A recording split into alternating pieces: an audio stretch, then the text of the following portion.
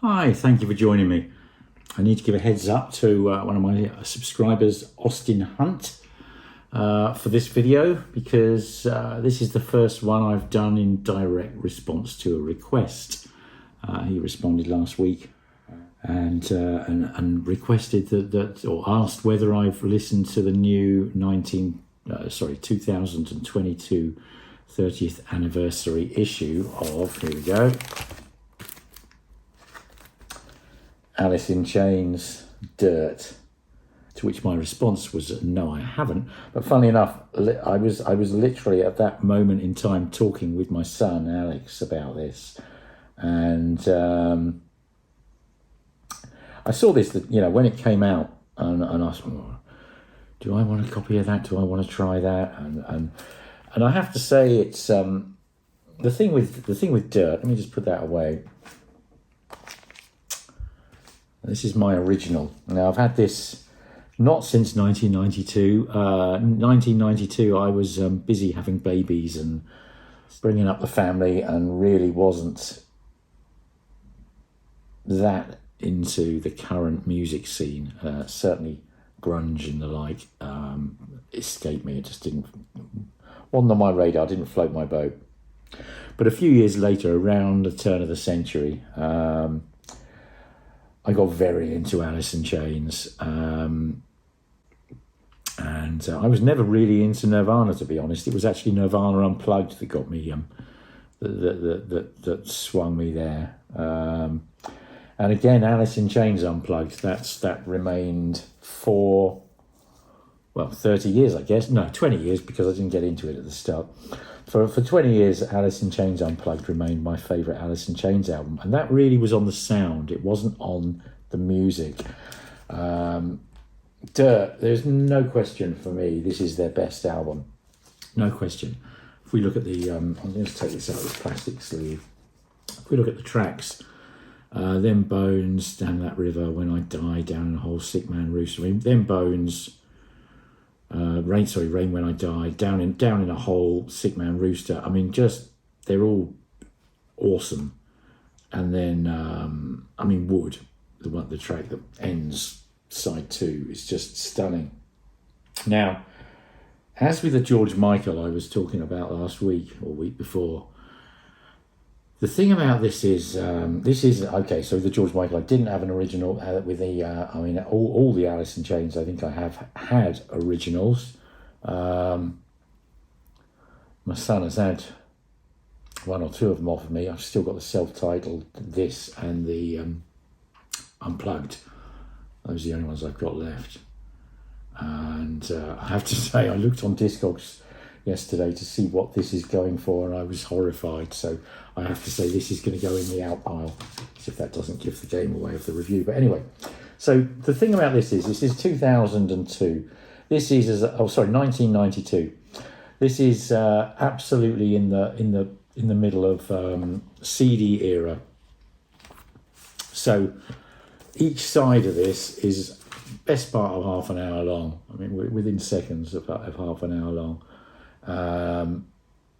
And it's a fairly thin, wobbly piece of vinyl. This copy is actually, I've got one tiny little sort of surface mark on it, which you can hear as a tick just as we go into Rooster. But it's half an hour aside, which is too long for an LP. And again, as with the George Michael, which is, as I said in that video, it's a bass heavy, not overly bass heavy, it's not a problem, but the bass is a big part of the sound of this record. You add the two together and it is a recipe for absolute bloody disaster. And I've had this since about 2002. Music in Vinyl did a reissue in about 2009, which I got, which I didn't really like, to be honest. So that's the copy my son's got now, frankly. And it's, basically I'd given up on it. And for me, the best version of Dirt was the CD, quite frankly. you know, that is the case with an awful lot of records, in my opinion, of that era. The CD is the best. So, you know, just to finish up about the original, what you get. Okay, so nice printed inner sleeve. Obviously, I don't use these, and I've replaced it with just, well, 20 years ago, I replaced it with a poly-lined paper sleeve.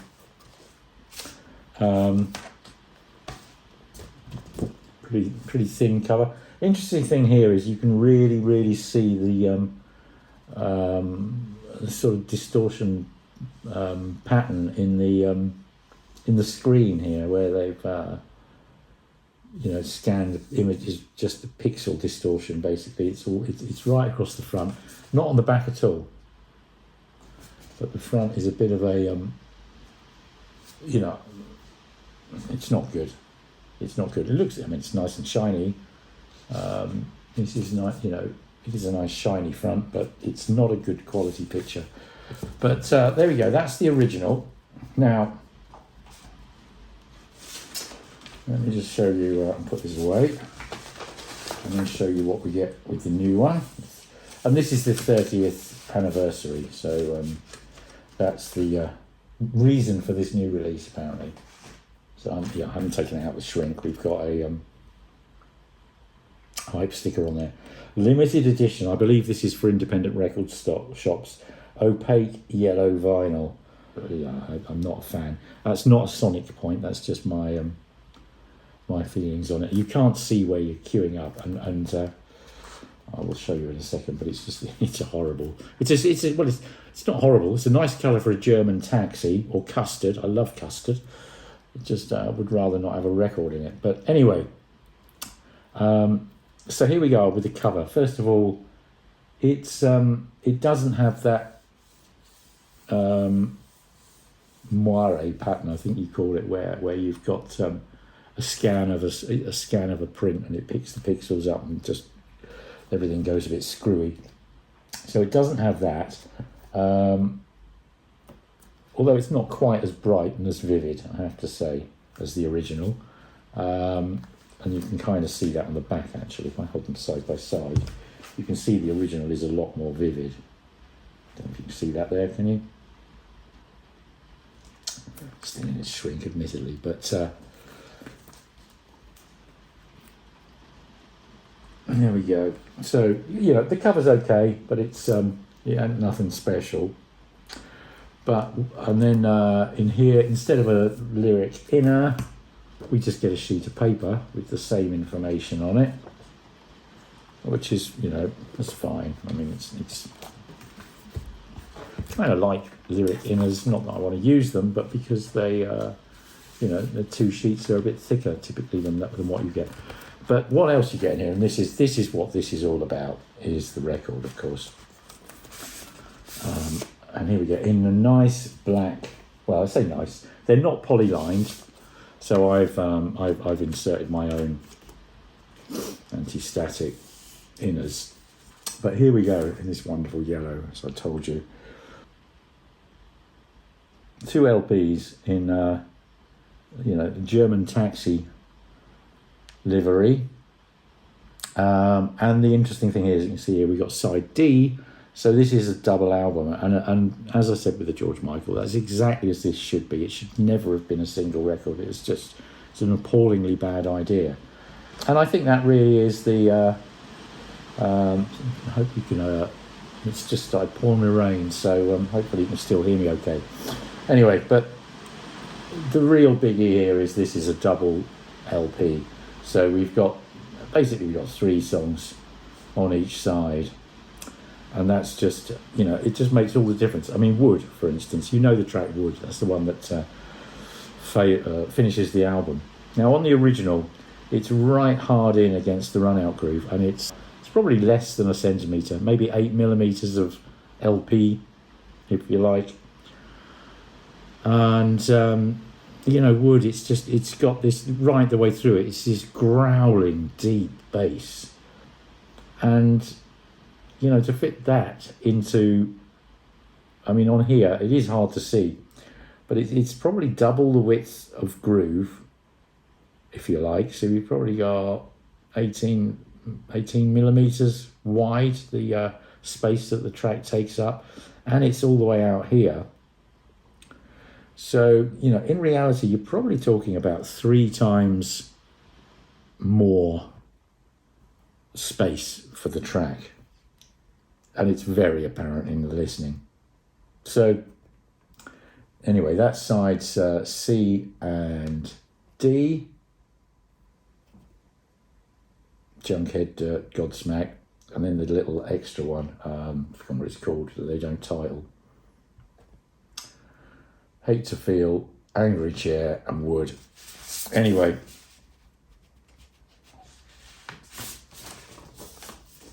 side 3 and 4, just pop that down there, and then sides 1 and 2, and again, Them Bones, Damn That River, Rain When I Die. Okay, the rain stopped again now, and I'm still here. Yeah, side A, side B, Down in a Hole, Sick Man, Rooster. Now, I mean, it's just, you just read the tracks off. They're just, it is just an incredible album. And now I want to just talk about how it sounds, because that's the real biggie here. This is one of those albums, it doesn't take long. You have to do a little bit of, you have to bear in mind that the new version is a bit louder.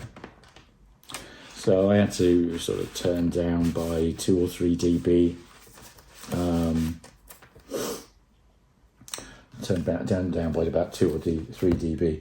But, because they've got so much more space to play with, they don't have to roll off the bass anywhere near as much.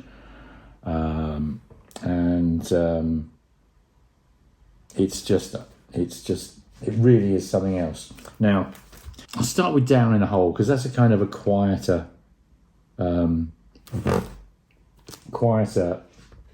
more acoustic, sort of melodic, if you like, song. And it is in the middle of a side on this.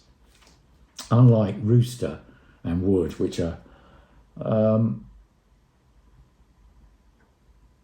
I think Wood and Rooster are probably my 2 favourite tracks, and they're the 2 side ends. But Down in a Hole, excuse me. So on the original, it's vague. There's a moderate bass weight. The bass growls, and the drums nice and sort of tight and hard, but it's, you don't hear the bass drum. It's and it's like with the bass guitar. It's a very growly bass, but you really only capture the top end of that. You lose all that weight and body to it, and it just sounds a bit messy. Switch to the 2022 remaster. For starters, when the song starts, it's really, really apparent, and it's really nicely recorded that it's acoustic guitar for starters. You can actually hear the colours of the guitar, and then the sort of fuzz guitar, I suppose, as Mike Oldfield would have called it, kind of comes in. It's the contrast between them is just so much better. Way more separation sonically in the kind of texture and timbre of the instruments, but also in the space. Very, very far apart in the soundstage, very clearly delineated. And then when the bass comes in, it's still really nice and growly. It's definitely got that same texture, but there's a whole new layer of weight and depth to it. And again, when the drums come in, you've still got that sort of really hard, snare or tom. But with it, you've got the bass drum of an equal volume and weight, and that it just transforms the song. So that's one of the quiet ones, if you like. So you get to Wood, okay, which is I suppose it's the main track, the single. I don't know if it was a single, but it's the biggie on this album, I would suggest. So on the original, you've got that really growly, gnarly bass. and clear, hard drum hits that sort of set the tone of the song, and quite good sort of multi-layered vocals with Lyle Staley and Jerry Cantrell sort of singing, in harmony kind of thing. And then you get into the sort of the second line, second verse, whatever, where Staley sings like into the flood again, etc., etc., etc. He really puts power and sort of acid aggression into that. And the voice gets kind of, it is recessed in the mix, and the new one isn't remixed. It's the same, but it captures it with it doesn't bury it. And again, as you go into that section of the songs, the guitars sort of pick up, dirty, powerful kind of guitars, and it does it switches into that section of like real grit and gnarly aggression without being swamped.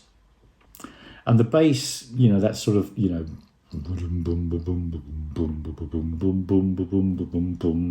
just get the high frequencies. It's almost like the harmonics of it at the top, and you don't get that real kind of weight.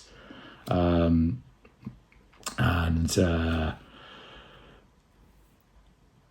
then come to the remaster.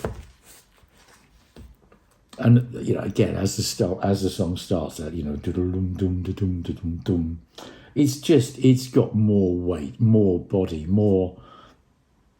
You can feel the instrument and sort of see it in the studio, in the room almost. You can kind of feel around the sides and the back of it. It's there, and it's more real. It's full sized, if you like.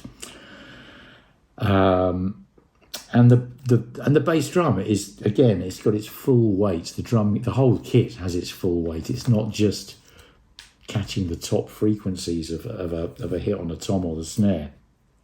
There's a real weight to it, and again into that, into the flood again. That section, the bass drum kind of doubles, and he's sort of playing double time almost on the bass drum. I don't know what you'd call that. I'm not a drummer. I'm not a musical theorist. But because you can hear the bass drum, you can hear that he's doing that, and it's like it picks up the song at that point and just throws it into, overdrive, increasing the pace and the frenzy and the power and the angst, and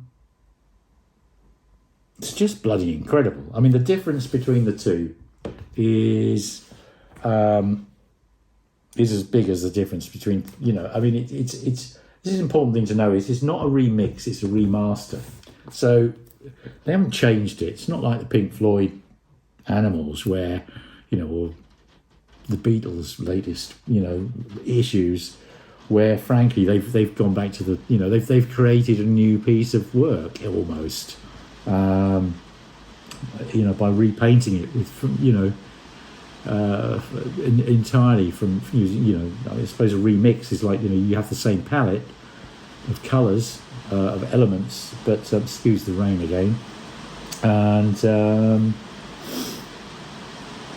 but it's just a remaster, so it's sort of like it's not repainting the picture, it's just like sort of cleaning the picture, reframing it,